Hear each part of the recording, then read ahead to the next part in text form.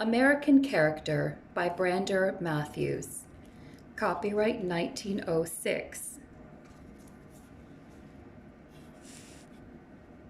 In a volume recording a series of talks with Tolstoy, published by a French writer in the final months of 1904, we are told that the Russian novelist thought the Doukhobors had attained to a perfected life, and that they were simple, free from envy, wrath, and ambition, detesting violence, refraining from theft and murder, and seeking ever to do good. Then the Parisian interviewer asked which of the peoples of the world seemed most remote from the perfection to which the Doukhobors had elevated themselves. And when Tolstoy returned that he had given no thought to this question, the French correspondent suggested that we Americans deserved to be held up to scorn as the least worthy of nations. The tolerant Tolstoy asked his visitor why he thought so ill of us, and the journalist of Paris then put forth the opinion that we Americans are a people terribly practical, avid of pleasure, systematically hostile to all idealism. The ambition of the American's heart, the passion of his life, is money, and it is rather a delight in the conquest and possession of money than the use of it. The Americans ignore the arts, they despise disinterested beauty, and now, moreover, they are imperialists. They could have remained peaceful without danger to their national existence, but they had to have a fleet and an army. They set out after Spain and attacked her, and now they begin to defy Europe. Is there not something scandalous in this revelation of the conquering appetite in a new people with no hereditary predisposition toward war? It is to the credit of the French correspondent that after setting down this fervid arraignment, he was honest enough to record Tolstoy's dissent. But although he dissented, the great Russian expressed no surprise at the virulence of his diatribe. No doubt it voiced an opinion familiarized to him of late by many a newspaper of France and of Germany. Fortunately for us, the assertion that foreign nations are a contemporaneous posterity is not quite true. Yet the opinion of foreigners, even when most at fault, must have its value for us as a useful corrective of conceit. We ought to be proud of our country, but we need not be vain about it.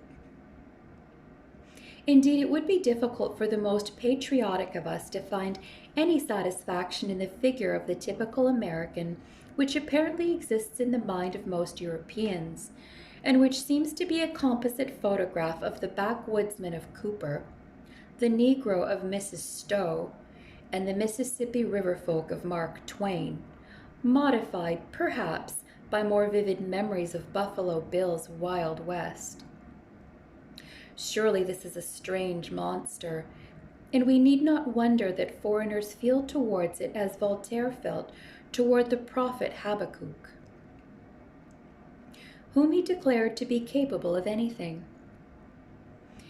It has seemed advisable to quote here what the Parisian journalist said of us, not because he himself is a person of consequence, indeed he is so obscure that there is no need even to mention his name, but because he has had the courage to attempt what Burke declared to be impossible, to draw an indictment against a whole nation. It would be easy to retort on him in kind, for unfortunately, and to the grief of all her friends, France has laid herself open to accusations as sweeping and as violent. It would be easy to dismiss the man himself as one whose outlook on the world was so narrow that it seemed to be little more than what he could get through a chance slit in the wall of his own self-sufficiency. It would be easy to answer him in either of these fashions, but what is easy is rarely worthwhile. And it is wiser to weigh what he said and to see if we cannot find our profit in it. Sifting the essential charges from out the mass of his malevolent accusation, we find this Frenchman alleging first that we Americans care chiefly for making money, second, that we are hostile to art and to all forms of beauty, and thirdly, that we are devoid of ideals. These three allegations may well be considered one by one, beginning with the assertion that we are mere money makers. Now, insofar as this Frenchman's belief is but an exaggeration of the saying of Napoleon's, that the English were a nation of shopkeepers, we need not wince, for the Emperor of the French found to his cost that those same English shopkeepers had a stout stomach for fighting. Nor need we regret that we can keep shop profitably. In these days when the doors of the bankers' vaults are the real gates of the temple of Janus, war being impossible until they open. There is no reason for alarm or for apology, so long as our shopkeeping does not cramp our muscle or curb our spirit, for as Bacon declared 3 centuries ago, walled towns, stored arsenals and armories, goodly races of horse, chariots of war, elephants, ordnance, artillery, and the like, all this is but a sheep in a lion's skin, except the breed and disposition of the people be stout and warlike. Even the hostile French traveler did not accuse us of any flabbiness of fiber. Indeed, he declaimed, especially against our conquering appetite, which seemed to him scandalous in a new people with no hereditary predisposition toward war. But here he fell into a common blunder. The United States may be a new nation, although as a fact, the Stars and Stripes is now older than the tricolor of France, the Union Jack of Great Britain, and the standards of those newcomers among nations, Italy and Germany. The United States may be a new nation, but the people here have had as many ancestors as the population of any other country. The people here, moreover, have a hereditary predisposition toward war, or at least toward adventure, since they are, every man of them, descended from some European more venturesome than his fellows, readier to risk the perils of the Western Ocean, and bolder to front the unknown dangers of an unknown land. The warlike temper, the aggressiveness, the imperialistic sentiment, these are in us no new development of unexpected ambition.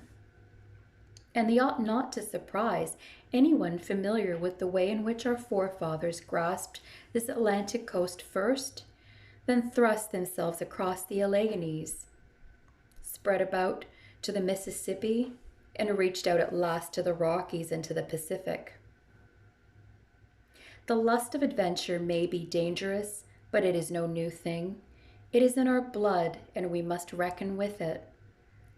Perhaps it is because the breed and disposition of the people is stout and warlike that our shopkeeping has been successful enough to awaken envious admiration among other races whose energy may have been relaxed of late. After all, the arts of war and the arts of peace are not so unlike, and in either a triumph can be won only by an imagination strong enough to foresee and to divine what is hidden from the weakling.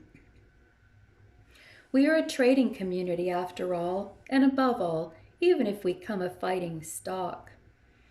We are a trading community just as Athens was, and Venice, and Florence. And like the men of these earlier commonwealths, the men of the United States are trying to make money. They are striving to make money not solely to amass riches, but partly because having money is the outward and visible sign of success, because it is the most obvious measure of accomplishment. In his talk with Tolstoy, our French critic revealed an unexpected insight when he asserted that the passion of American life was not so much the use of money as a delight as the conquest of it. Many an American man of affairs would admit without hesitation that he would rather make $500,000 than inherit $1 million. It is the process he enjoys rather than the result. It is the tough tussle in the open market which gives him the keenest pleasure, and not the idle contemplation of wealth safely stored away.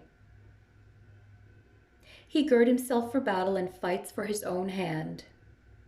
He is the son and the grandson of the stalwart adventurers who came from the old world to face the chances of the new. This is why he is unwilling to retire, as men are wont to do in Europe when their fortunes are made. Merely to have money does not greatly delight him, although he would regret not having it. But what does delight him unceasingly is the fun of making it. The money itself, often he does not know what to do with, and he can find no more selfish use for it than to give it away. He seems to recognize that his making it was in some measure due to the unconscious assistance of the community as a whole. And he feels it is his duty to do something for the people among whom he lives. It must be noted that the people themselves also expect this from him. They expect him sooner or later to pay his footing. As a result of this pressure of public opinion and of his own lack of interest in money itself, he gives freely. In time, he comes to find pleasure in this as well, and he applies his business sagacity to his benefactions. Nothing is more characteristic of modern American life than this pouring out of private wealth for public service. Nothing remotely resembling it is to be seen now in any country of the old world. And not even in Athens in its noblest days was there a larger-handed lavishness of the individual for the benefit of the community. Again, in no country of the old world is the prestige of wealth less powerful than it is here. This, of course, the foreigner fails to perceive. He does not discover that it is not the man who happens to possess money that we regard with admiration, but the man who is making money and thereby proving his efficiency and indirectly benefiting the community. To many, it may sound like an insufferable paradox to assert that nowhere in the civilized world today is money itself of less weight than here in the United States. But the broader his opportunity, the more likely is an honest observer to come to this unexpected conclusion. Fortunes are made in a day almost, and they may fade away in a night. As the Yankee proverb put it pithily, it's only 3 generations from shirt sleeves to shirt sleeves. Wealth is likely to lack something of its glamour in a land where well-being is widely diffused and where a large proportion of the population have either had a fortune and lost it, or else expect to gain one in the immediate future. Probably also there is no country which now contains more men who do not greatly care for large gains and who have gladly given up money-making for some other occupation they found more profitable for themselves. These are the men like Thoreau, in whose Walden, now half a century old, we can find an emphatic declaration of all the latest doctrines of the simple life. We have all heard of Agassiz, best of Americans, even though he was born in another republic, how he repelled the proffer of large terms for a series of lectures, with the answer that he had no time to make money. Closely akin was the reply of a famous machinist in response to an inquiry as to what he had been doing, to the effect that he had accomplished nothing of late. We have just been building engines and making money, and I'm about tired of it. And a few years ago, a college professor of known executive ability declined the presidency of a trust company which offered him a salary at least 5 times what he was receiving. There are not a few men today in these toiling United States who hold with Ben Jonson that money never made any man rich, but his mind. But while this is true, while there are some men among us who care little for money, and while there are many who care chiefly for the making of it, ready to share it when made with their fellow citizens, candor compels the admission that there are also not a few who are greedy and grasping, selfish and shameless, and who stand forward, conspicuous and unscrupulous, as if to justify to the full the aspersions which foreigners cast upon us. Although these men manage for the most part to keep within the letter of the law, their morality is that of the wrecker and of the pirate. It is a symptom of health in the bodily politic that the proposal has been made to inflict social ostracism upon the criminal rich. We need to stiffen our conscience and to set up a loftier standard of social intercourse, refusing to fellowship with the men who make their money by overriding the law or by undermining it, just as we should have declined the friendship of Captain Kidd before he had buried his stolen treasure. In the immediate future, these men will be made to feel that they are under the ban of public opinion. One sign of an acuter sensitiveness is the recent outcry against the acceptance of tainted money for the support of good works. Although it is wise always to give a good deed the credit of a good motive, yet it is impossible sometimes not to suspect that certain large gifts have an aspect of conscience money. Some of them seem to be the result of a desire to divert public attention from the evil way in which the money was made to the nobler manner in which it is spent. They appear to be the attempt of a social outlaw to buy his peace with the community. Apparently, there are rich men among us who, having sold their honor for a price, would now gladly give up the half of their fortunes to get it back. Candor compels the admission also that by the side of the criminal rich there exists the less noxious but more offensive class of the idle rich, who lead lives of wasteful luxury and of empty excitement. When the French reporter who talked with Tolstoy called us Americans avid of pleasure, it was this little group he had in mind, as he may have seen the members of it splurging about in Paris, squandering and self-advertising. Although these idle rich exhibit themselves most openly and to least advantage in Paris and in London, their foolish doings are recorded superabundantly in our own newspapers, and their demoralizing influence is spread abroad. The snobbish report of their misguided attempts at amusement may even be a source of danger in that it seems to recognize a false standard of social success, or in that it may excite a miserable ambition to emulate these pitiful frivolities. But there is no need of delaying longer over the idle rich. They are only a few, and they have doomed themselves to destruction, since it is an inexorable fact that those who break the laws of nature can have no hope of executive clemency. Patience a little, learn to wait. Years are long on the clock of fate. The second charge which the wandering Parisian journalist brought against us was that we ignore the arts and that we despise disinterested beauty. Here again the answer that is easiest is not altogether satisfactory.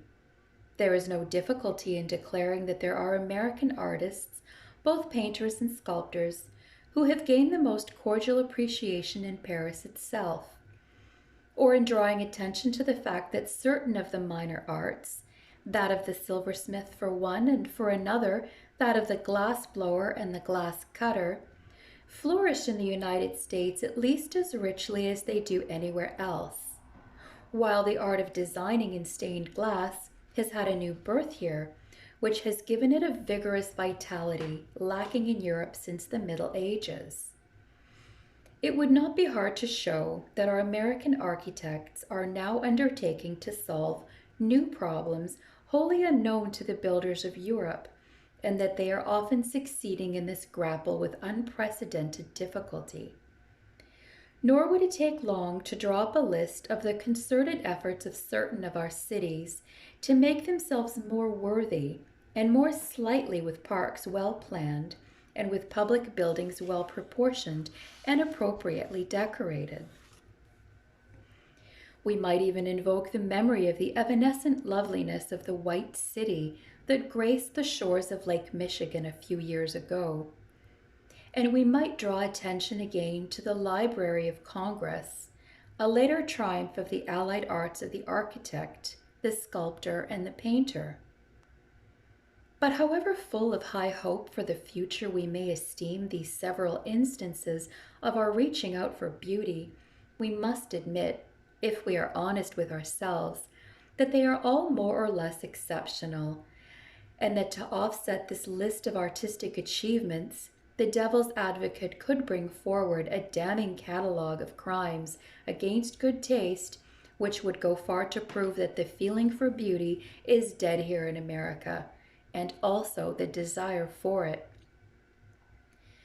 The devil's advocate would bid us consider the flaring and often vulgar advertisements that disfigure our highways, the barbaric ineptness of many of our public buildings, the squalor of the outskirts of our towns and villages, the hideousness and horror of the slums in most of our cities, the negligent toleration of dirt and disorder in our public conveyances, and many another pitiable deficiency of our civilization present in the minds of all of us. The sole retort possible is a plea of confession and avoidance, coupled with a promise of reformation. These evils are evident and they cannot be denied, but they are less evident today than they were yesterday, and we may honestly hope that they will be less evident tomorrow. The bare fact that they have been observed warrants the belief that unceasing efforts will be made to do away with them. Once aroused, public opinion will work its will in due season, and here occasion serves to deny boldly the justice of a part of the accusation which the French reporter brought against us. It may be true that we ignore the arts, although this is an obvious overstatement of the case. But it is not true that we despise beauty. However ignorant the American people may be as a whole, they are in no sense hostile toward art, as certain other people seem to be. On the contrary, they welcome it. With all their ignorance, they are anxious to understand it. They are pathetically eager for it. They are so desirous of it that they want it in a hurry, only too often to find themselves put off with an empty imitation. But the desire itself is indisputable, and its accomplishment is likely to be helped along by the constant commingling here of peoples from various other stocks than the Anglo-Saxon. Since the mixture of races tends always to a swifter artistic development, it is well to probe deeper into the question and to face the fact that not only in the arts but also in the sciences, we are not doing all that may fairly be expected of us.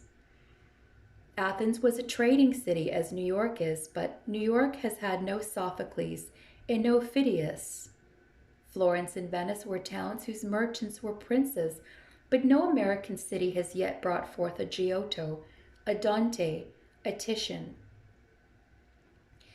It is now nearly 80 years and 10 since Emerson delivered his address on the American Scholar, which has well been styled our intellectual Declaration of Independence, and in which he expressed the hope that perhaps the time has already come when the sluggard intellect of this continent will look from under its iron lids and fulfill the postponed expectation of the world with something better than the exertions of mechanical skill.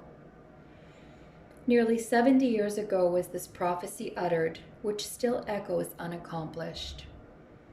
In the 19th century, in which we came to maturity as a nation, no one of the chief leaders of art, even including literature in its broadest aspects, and no one of the chief leaders in science was native to our country. Perhaps we may claim that Webster was one of the world's greatest orators, and that Parkman was one of the world's greatest historians, but probably the world outside of the United States would be found unprepared and unwilling to admit either claim, however likely it may be to win acceptance in the future. Lincoln is indisputably one of the world's greatest statesmen, and his fame is now firmly established throughout the whole of civilization.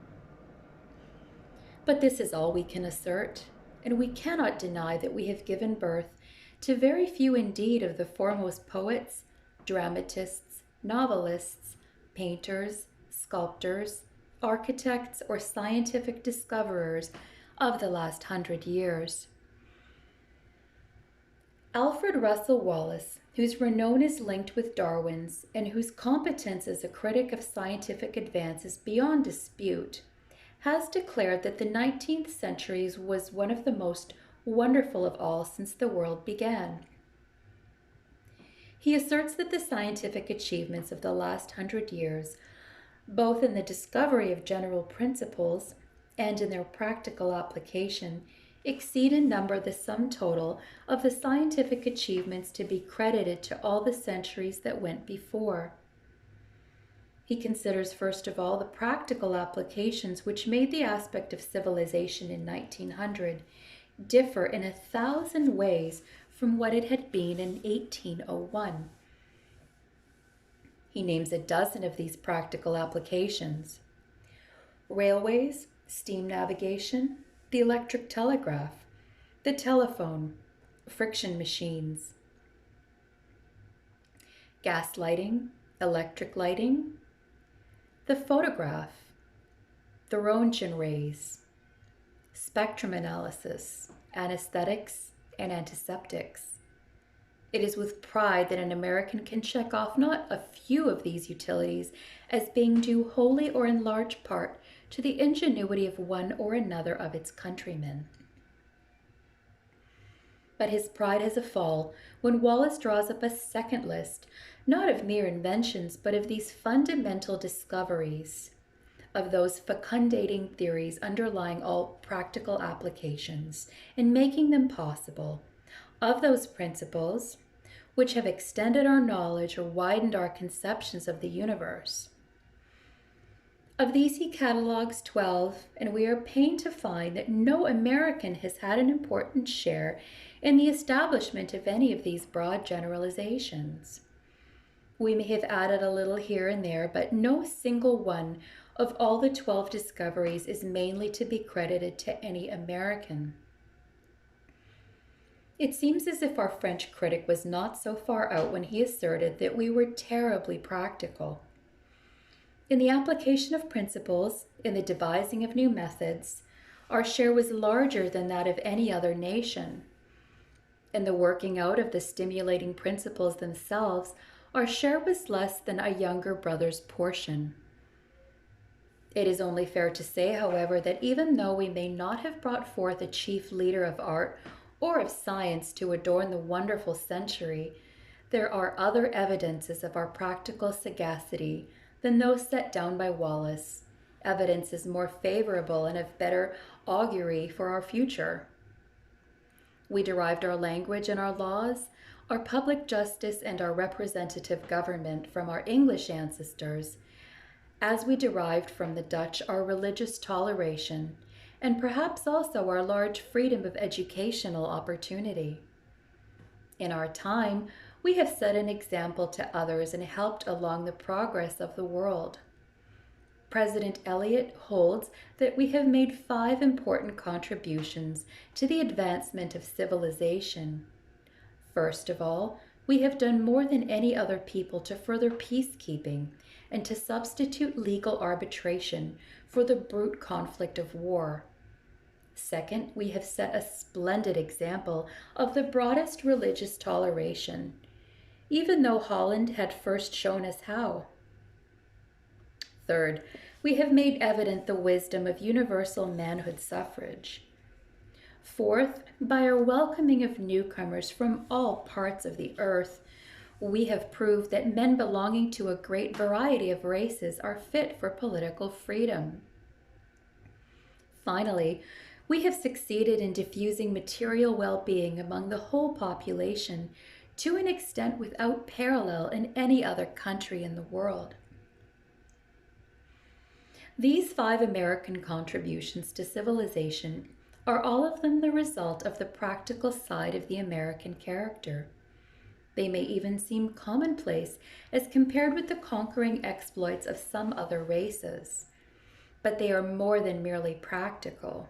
They are all essentially moral. As President Eliot insists, they are triumphs of reason, enterprise, courage, faith, and justice over passion, selfishness, inertness, timidity, and distrust. Beneath each of these developments, there lies a strong ethical sentiment, a strenuous moral and social purpose, and it is for such work that multitudinous democracies are fit. A strong ethical sentiment and a strenuous moral purpose cannot flourish unless they are deeply rooted to idealism. And here we find an adequate answer to the third assertion of Tolstoy's visitor, who maintained that we are hostile to all idealism.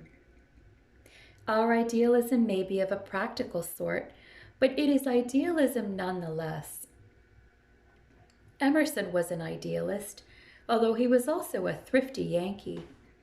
Lincoln was an idealist, even if he was also a practical politician, an opportunist, knowing where he wanted to go, but never crossing a bridge before he came to it.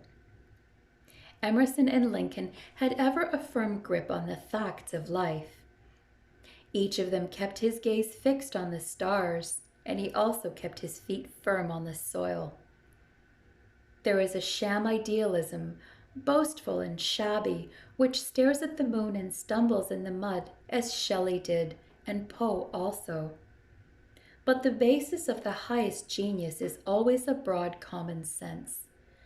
Shakespeare and Molière were held in esteem by their comrades for their understanding of affairs, and they each of them had money out at interest. Sophocles was entrusted with command in battle, and Goethe was the shrewdest of the Grand Duke's counselors. The idealism of Shakespeare and of Molière, of Sophocles and of Goethe, is like that of Emerson and of Lincoln. It is unfailingly practical, and thereby it is sharply set apart from the aristocratic idealism of Plato and of Renan, of Ruskin, and of Nietzsche, which is founded on obvious self-esteem and which is sustained by arrogant and inexhaustible egotism. True idealism is not only practical, it is also liberal and tolerant. Perhaps it might seem to be claiming too much to insist on certain points of similarity between us and the Greeks of old. The points of dissimilarity are only too evident to most of us, and yet there is a likeness as well as an unlikeness. Professor Butcher has recently asserted that no people were ever less detached from the practical affairs of life than the Greeks, less insensible to outward utility. Yet they regarded prosperity as a means, never as an end. The unquiet spirit of gain did not take possession of their souls. Shrewd traders and merchants, they were yet idealists. They did not lose sight of the higher and distinctively human aims which give life its significance.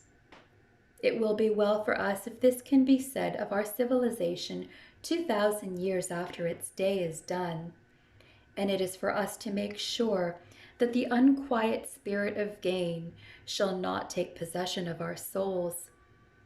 It is for us also to rise to the attitude of the Greeks, among whom, as Professor Butcher points out, money lavished on personal enjoyment was counted vulgar, oriental, inhuman. There is comfort in the memory of Lincoln and of those whose death on the field of Gettysburg he commemorated. The men who were there gave up their lives that the country might live, had answered to the call of patriotism, which is one of the sublimest images of idealism. There is comfort also in the recollection of Emerson, and in the fact that for many of the middle years of the 19th century, he was the most popular of lecturers, with an unfading attractiveness to the plain people, Perhaps because, in Lowell's fine phrase, he kept constantly burning the beacon of an ideal life above the lower region of turmoil. There is comfort again in the knowledge that idealism is one manifestation of imagination, and that imagination itself is but an intenser form of energy. That we have energy and to spare, no one denies, and we may reckon him a nearsighted observer who does not see also that we have our full share of imagination, even though it has not yet expressed itself in the loftiest regions of art and of science. The outlook is hopeful, and it is not true that we, like sentries, are obliged to stand in starless nights and wait the appointed hour. The foundations of our Commonwealth were laid by the sturdy Elizabethans, who bore across the ocean with them their having of that imagination, which in England flamed up in rugged prose and in superb and soaring verse. In 2 centuries and a half, the sons of these stalwart Englishmen have lost nothing of their ability to see visions and to dream dreams, and to put solid foundations under their castles in the air. The flame may seem to die down for a season, but it springs again from the embers most unexpectedly, as it broke forth furiously in 1861. There was imagination at the core of the little war for the freeing of Cuba. The very attack on Spain, which the Parisian journalists cited to Tolstoy as the proof of our predatory aggressiveness. We said that we were going to war for the sake of the ill-used people in the suffering island close to our shores. We said that we would not annex Cuba. We did the fighting that was needful, and we kept our word. It is hard to see how even the most bitter of critics can discover in this anything selfish. There was imagination also in the sudden stopping of all the steamcraft, of all the railroads, of all the streetcars, of all the incessant traffic of the whole nation, at the moment when the body of a murdered chief magistrate was lowered into the grave. This pause in the work of the world was not only touching, it had a large significance to anyone seeking to understand the people of these United States. It was a testimony that the Greeks would have appreciated. It had the bold simplicity of an Attic inscription. And we would thrill again in sympathetic response if it was in the pages of Plutarch that we read the record of another instance. When the time arrived for Admiral Sampson to surrender the command of the fleet he had brought back to Hampton Roads, he came on deck to meet there only those officers whose prescribed duty required them to take part in the farewell ceremonies as set forth in the regulations. But when he went over the side of the flagship, he found that the boat which was to bear him ashore was manned by the rest of the officers, ready to row him themselves and eager to render this last personal service. And then from every other ship of the fleet there put out a boat also manned by officers to escort for the last time the commander whom they loved and honored. As another illustration of our regard for the finer and loftier aspects of life, consider our parks set apart for the use of the people by the city, the state, and the nation. In the cities of this new country, the public playgrounds have had to be made, the most of them, and at high cost, whereas the towns of the old world have come into possession of theirs for nothing, more often than not, inheriting the private recreation grounds of their rulers. And Europe has little or nothing to show similar either to the reservations of certain states, like the steadily enlarging preserves in the Catskills and the Adirondacks, or to the ampler national parks, the Yellowstone, the Yosemite, and the Grand Canyon of the Colorado. some of them far larger in area than one at least of the original 13 states. Overcoming the pressure of private greed, the people have ordained the preservation of this natural beauty and its protection for all time under the safe guardianship of the nation and with free access to all who may claim admission to enjoy it. In like manner, many of the battlefields whereon the nation spent its blood, that it might be what it is and what it hopes to be, these have been taken over by the nation itself and set apart and kept as holy places of pilgrimage. They are free from the despoiling hand of any individual owner. They are adorned with monuments recording the brave deeds of the men who fought there. They serve as constant reminders of the duty we owe to our country and of the debt we owe to those who made it and who saved it for us. And the loyal veneration with which these fields of blood have been cherished here in the United States finds no counterpart in any country in Europe, no matter how glorious may be its annals of military prowess. Even Waterloo is in private hands, and its broad acres, enriched by the bones of thousands, are tilled every year by the industrious Belgian farmers. Yet it was a Frenchman, Renan, who told us that what welds men into a nation is the memory of great deeds done in common and the will to accomplish yet more. According to the theory of the conservation of energy, there ought to be about as much virtue in the world at one time as at another. According to the theory of the survival of the fittest, there ought to be a little more now than there was a century ago. We Americans today have our faults, and they are abundant enough and blatant enough, and foreigners take care that we shall not overlook them. But our ethical standard, however imperfectly we may attain to it, is higher than that of the Greeks under Pericles, of the Romans under Caesar, of the English under Elizabeth. It is higher even than that of our forefathers, who established our freedom, as those know best who have most carefully inquired into the inner history of the American Revolution. In nothing was our advance more striking than in the different treatment meted out to the vanquished after the Revolution and after the Civil War.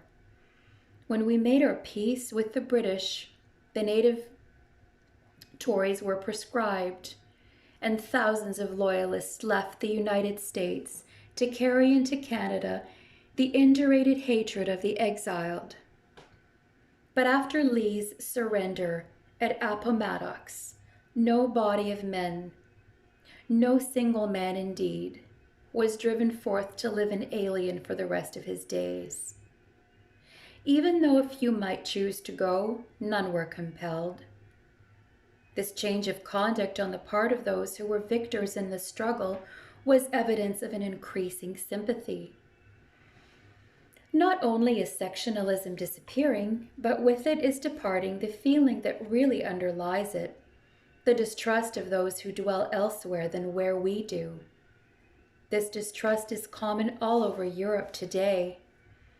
Here in America, it has yielded to a friendly neighborliness which makes the family from Portland, Maine, soon find itself at home in Portland, Oregon. It is getting hard for us to hate anybody, especially since we have established the devil. We are good-natured and easygoing. Herbert Spencer even denounced this as our immediate danger, maintaining that we were too good-natured, too easygoing, too tolerant of evil, and he insisted that we needed to strengthen our wills to protest against wrong and to wrestle with it resolutely and to overcome before it is firmly rooted. We are kindly and we are helpful, and we are fixed in the belief that somehow everything will work out all right in the long run. But nothing will work out all right unless we so make it work. And excessive optimism may be as corrupting to the fiber of the people as the Sabbathless pursuit of fortune, as Bacon termed it. When Mr. John Morley was last in this country, he seized swiftly upon a chance allusion of mine to this ingrained hopefulness of ours. "Ah, what you call optimism," he cried, "I call fatalism." But an optimism which is solidly based on a survey of the facts cannot fairly be termed fatalism. And another British student of political science, Mr. James Bryce, has recently pointed out that the intelligent Native American has, and by experience is justified in having, a firm conviction that the majority of qualified voters are pretty sure to be right. Then he suggested a reason for the faith that is in us when he declared that no such feeling exists in Europe, since in Germany the governing class dreads the spread of socialism. In France, the Republicans know that it is not impossible that monarchism and clericalism may succeed in upsetting the Republic, while in Great Britain each party believes that the other party, when it succeeds by misleading the people, and neither party supposes that the majority are any more likely to be right than to be wrong. Mr. Morley and Mr. Bryce were both here in the United States in the fall of 1904, when we were in the midst of a presidential election, one of those prolonged national debates, creating incessant commotion, but invaluable agents of our political education, insofar as they force us all to take thought about the underlying principles of policy by which we wish to see the government guided. It was while this political campaign was at its height that the French visitor to the Russian novelist was setting his notes in order and copying out his assertion that we Americans were mere money grubbers, systematically hostile to all idealism. If this unthinking Parisian journalist had only taken the trouble to consider the addresses which the chief speakers of the two parties here in the United States were then making to their fellow citizens in the hope of winning votes, he would have discovered that these practical politicians, trained to perceive the subtler shades of popular feeling, were founding all their arguments on the assumption that the American people as a whole wanted to do right. He would have seen that the appeal of these stalwart partisans was rarely to prejudice or to race hatred, evil spirits that various orators have sought to arouse and to intensify in the more recent political discussion of the French themselves. An examination of the platforms, of the letters of the candidates, and of the speeches of the more important leaders on both sides revealed to an American observer the significant fact that each party tried to demonstrate that it was more peaceable, more equitable, more sincerely devoted to lawful and righteous behavior than the other. And the voter was instinctively credited with loving peace and righteousness and with being stirred by sentiments of goodwill toward men.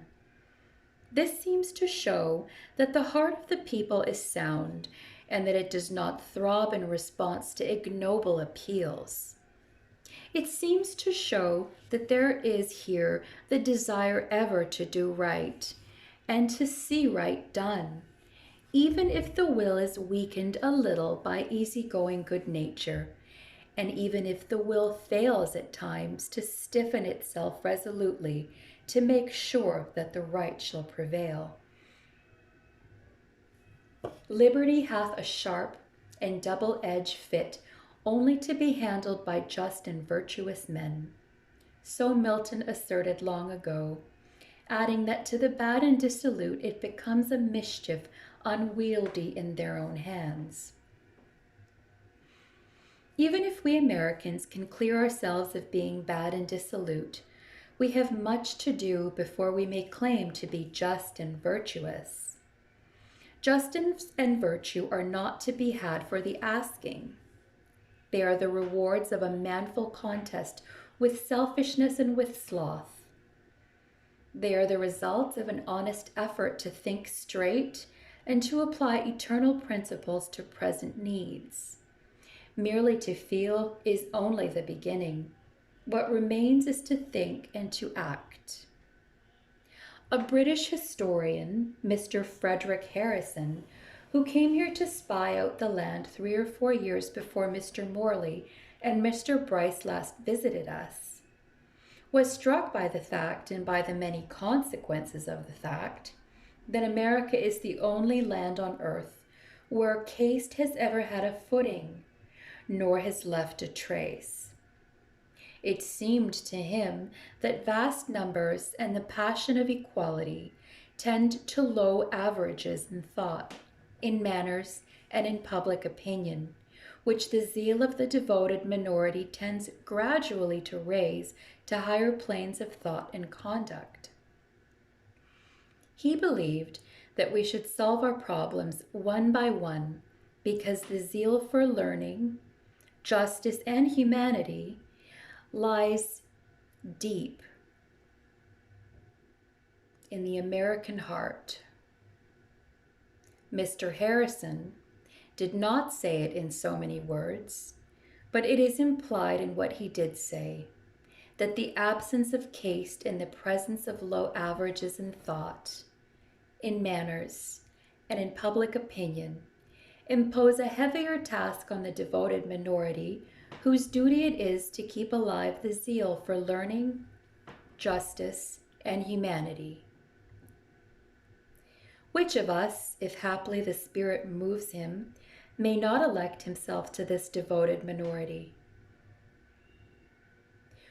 Why should not we also, each in our own way, without pretense, without boastfulness, without bullying, do whatever in us lies for the attainment of justice and of virtue? It is well to be a gentleman and a scholar, but after all it is best to be a man, ready to do a man's work in the world. And indeed, there is no reason why a gentleman and a scholar should not also be a man. He will need to cherish what Huxley called that enthusiasm for truth, that fanaticism for veracity, which is a greater possession than much learning, a nobler gift than the power of increasing knowledge. He will need also to remember that kings have their dynasties, but not the mind. Caesar leaves other Caesars to succeed, but wisdom, dying, leaves no heir behind.